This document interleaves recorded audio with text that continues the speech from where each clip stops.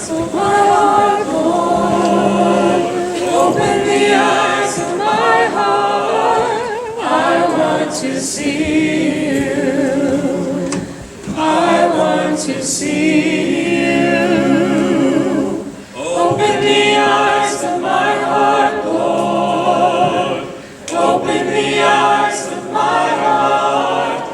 I want to see you. I want to see you. See you high and lifted up, shining in the light of your glory. Pour out your power and love as we sing, holy, holy, holy.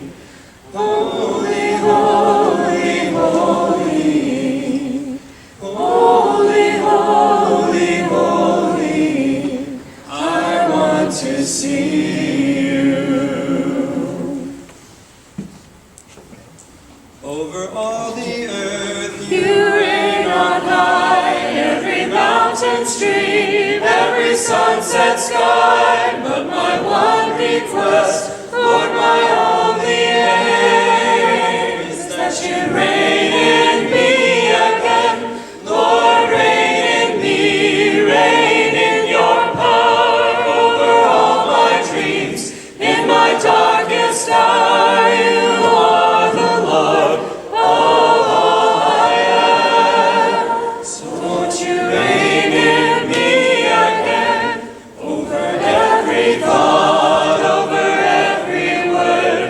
May my life reflect the beauty of my Lord.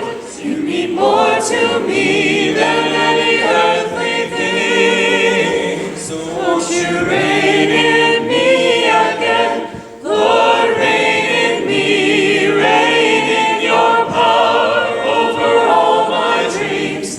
In my darkest hour, you are the Lord of all I am. So won't you reign in me again?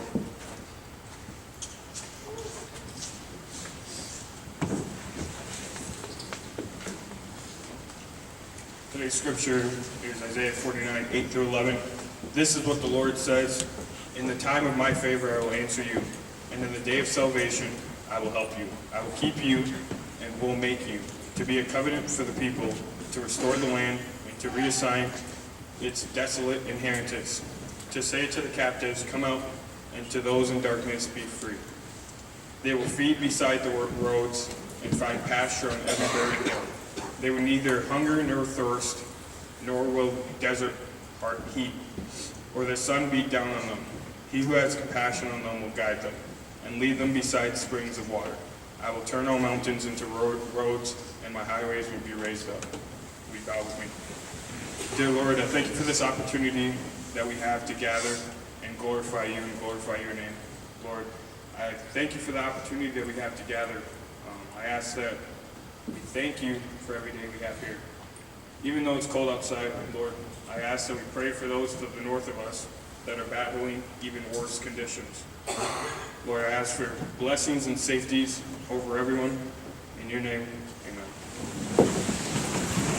There for me, thank you. I was a basketball coach for 26 years before I came here as the golf coach.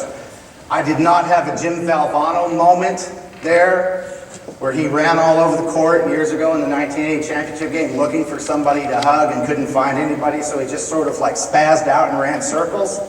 Okay? I didn't have that moment. I'm going to use the word win or winning today in different times, but I'm using that in a very generic form. Okay? Hear the word win, hear the word success, hear the word A, hear the word whatever you want to hear, but equate it as general success, not just coming out ahead on a scoreboard, because what I'm not going to do is talk about winning basketball games. Okay? And there's a reason for where that video is paused, and I'll get back to that here in a little bit. I'm going to tell you two things today that I think are important. One of them is this: your beliefs will define your your outlook and your reality. Your beliefs will define the way you view life. Okay? And one of my beliefs is relationships matter more than results. Now that may sound odd from a guy who's made his career coaching, but I truly believe that. And I'm going to tell you this, when I first started coaching, I don't know if I believe that or not. It took a lot of years and a lot of perspective for me to arrive at that belief. So everything is not as it appears. So I'm going to ask you to not base your beliefs on the first look, on the first thing you see. Right or wrong, my beliefs about the realities of flying affect my view of airplanes. I don't like them. I'd rather drive to Alaska. I'll drive to Hawaii when they build a bridge. Okay? I know all the statistics. I know it's safer than driving. I don't care. I don't like planes. And I'll tell you why I don't like planes. They don't tell you the truth. And I'm a guy that I want to know what's going on. If you've ever been on a plane and you sit in there and they give you the pre-flight safety instructions. This plane is equipped with this and this plane is equipped with this. I was on a plane a few years ago flying from Abilene, Texas to Midland, Texas. And I kid you not, the flight attendant said, in the unlikely event of a water landing, what? See, they say water landing, I hear plane crash. And out in West Texas, I'm sitting there thinking to myself, okay, is there a pond somewhere I need to start getting worried about? Okay? But they made it perfectly okay. They told me that in the event of the water landing, it was going to be just fine because my seat cushion will act as a flotation device. Okay? Now, for a guy whose backside doesn't really fit into the seat very well in the first place, that's not very reassuring to me. I've got this vision in my mind that I'm out there in the middle of Lake Michigan after a water landing, but it's all good. I got my seat cushion, right? Okay? So, I want to know what's really going on. First looks are sometimes deceiving. Anybody here from the great state of Oklahoma? All right, a few of you. So you guys know what I'm talking about. The state of Oklahoma averages 54 tornadoes a year. And if you've ever been in Oklahoma during storm season, you know that the TV stations just feed off of the frenzy that a severe storm and a tornado creates. In Oklahoma City, there are 3 major TV stations, and they all have this super duper Woppler 4-dimensional radar system that gives a guy like me way too much information about what the tornado's actually doing. They break into programming to do things like tell you that it's raining hard in Bowlegs, which is a real town, by the way. And the thing that they love even more than that is after a tornado hits somewhere, they like to be out there with their cameras and they get people on TV and they tell them to ask them to tell what was it like when the tornado hit. Okay? Now you never get the well-educated, well-spoken, refined guy describing the tornado. You never get the guy who says, well, Margaret and I were out on the driveway and we were waxing the BMWs and there arose a great cloud from the southwest and we thought, oh dear, our privacy fence is in danger. You never get that guy. You always get the guy who looks like he hasn't had a shave or a haircut since about 1994. And he's wearing a white tank top that's 2 sizes too small and it's got a mustard stain on the front of it. And he says, well, me and Daryl was inside watching Dog the Bounty Hunter. And it goes from there. You always get the second guy. If you're in Oklahoma during storm season, it is very easy to assume that everybody who gets hit by a tornado in Oklahoma is the second guy. And Jeff Foxworthy has made a living off of redneck jokes based on that second guy. Okay? We create a lot of realities and we form opinions about what we see at first. And all too often, that's where we stop. And because of that, we miss a lot of important details. So I want to encourage you to not get hung up on just the parts that you can see. Look closely, listen harder. Because as college students, you're on a journey. And the journey that you're on should be lived with passion, should be lived with enthusiasm, and it should be lived with a concern for others above yourselves. All of you are here and you're hoping for and you're working towards a result. And the process towards that result is never smooth. There's always challenges. And everybody who's working towards a degree, you can imagine what the degree looks like. You can imagine what the finish line looks like, but you can't see it until you're there. And because you can't see it until you're there, it's easy to get blinded by just what's in front of you.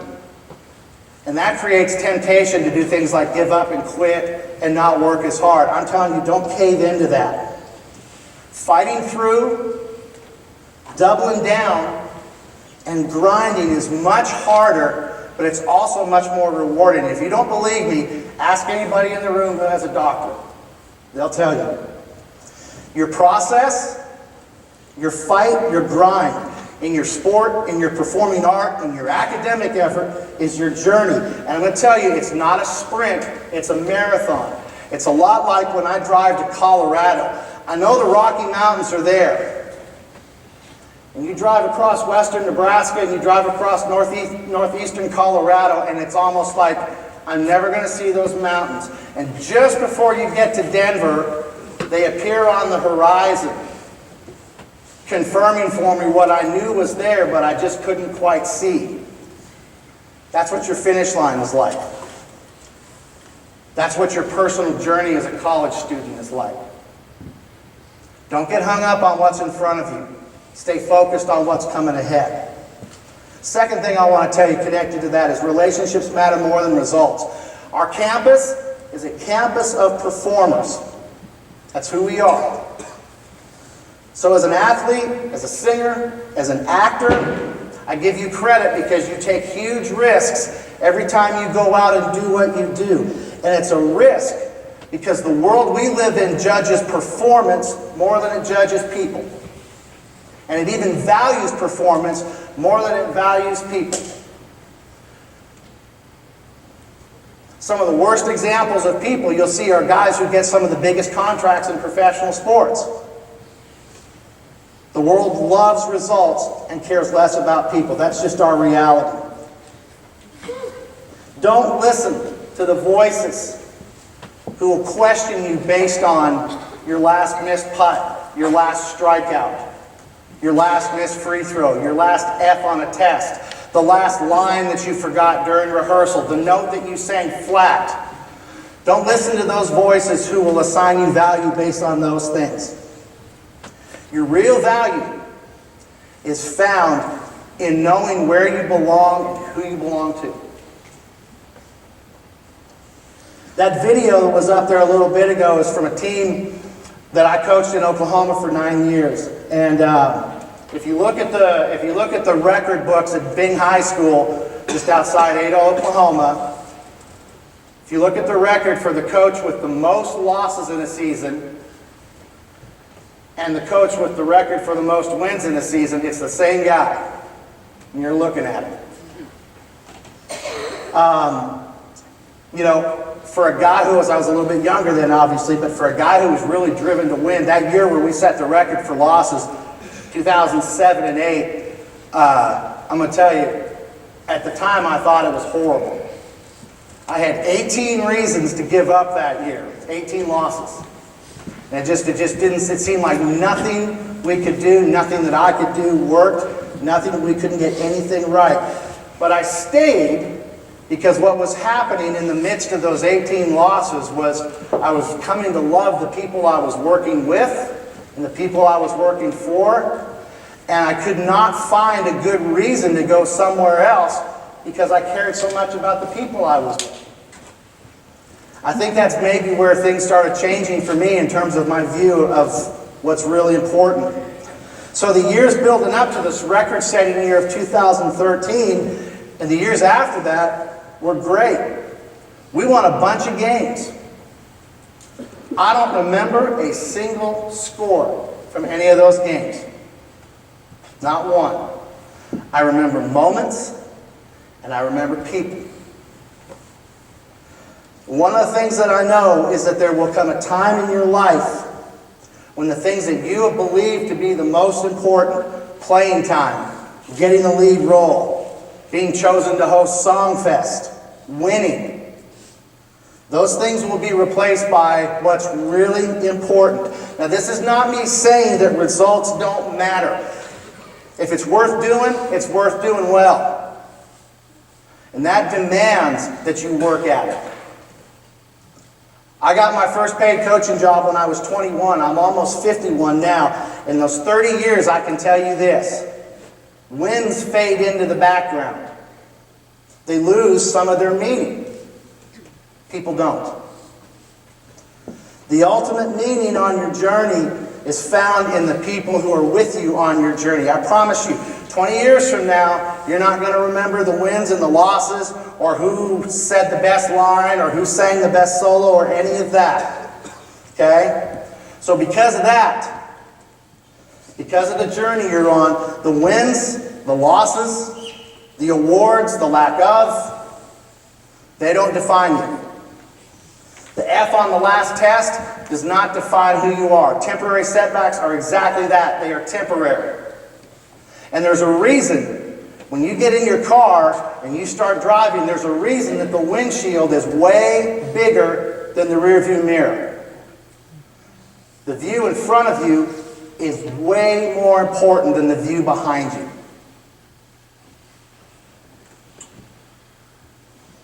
The great news is, because temporary setbacks are so temporary, you get to control the view you take. You get to decide, am I looking forward or am I looking in the rearview mirror getting hung up on that? If things are tough right now, I know how to fix it. If you don't hear anything else, hear this.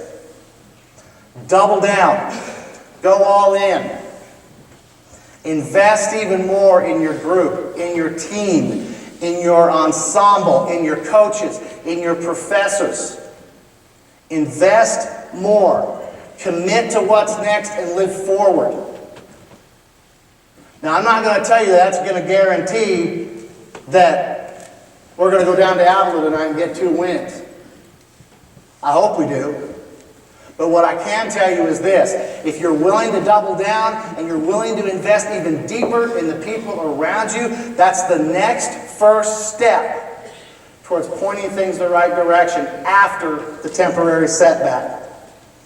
Relationships matter more than results.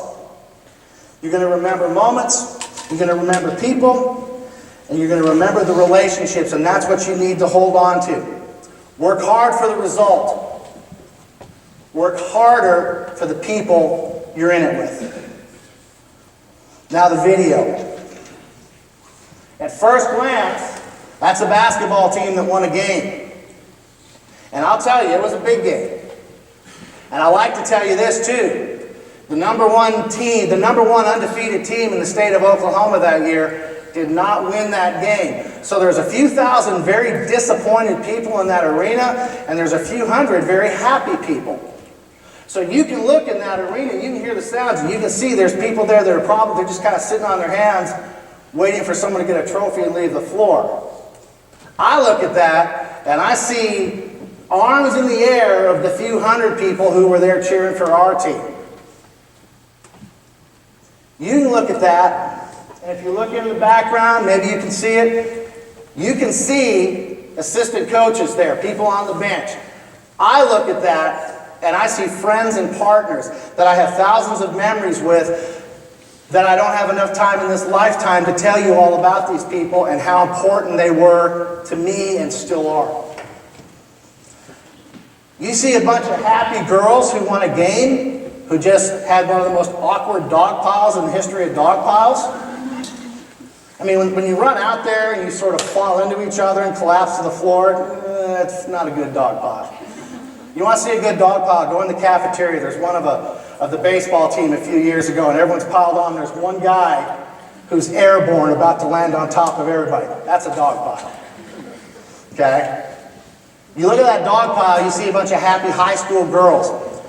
I see a bunch of young women who are now married, have kids, have careers, have all the great things. They have families, they have husbands, all the great things that young adult life is supposed to bring you. I see a group of high school girls who've now turned into friends. Okay? If you look real closely, right in the middle, it's really hard to see, but there's a coach hugging two players. I see a dad who got to share the journey with two of his daughters. Huge difference.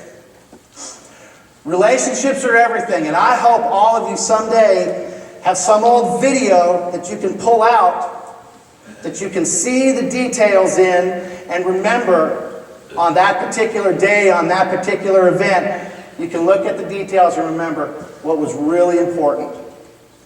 Thanks for listening.